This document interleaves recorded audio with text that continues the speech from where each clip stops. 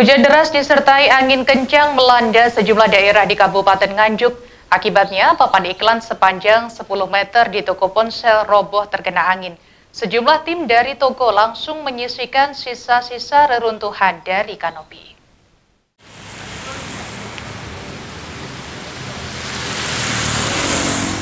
Tingginya curah hujan disertai angin kencang membuat papan iklan toko ponsel sepanjang sekitar 10 meter roboh.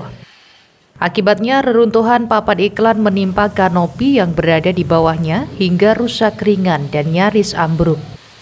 Insiden ini terjadi di salah satu toko ponsel di Kabupaten Nganjuk. Sejumlah tim dari toko langsung menyisihkan sisa-sisa reruntuhan dari kanopi. Kejadiannya ini murni kejadian alam. Nah, kejadian alam, murni kejadian alam.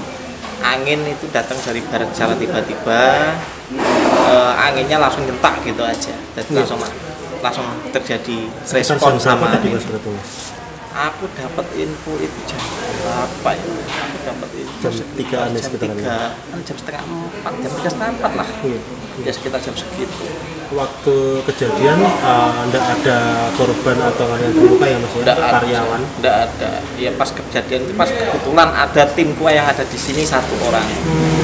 Jadi pas itu langsung diamankan semua, kendaraan juga langsung kita amankan. Enggak ada ini sama sekali.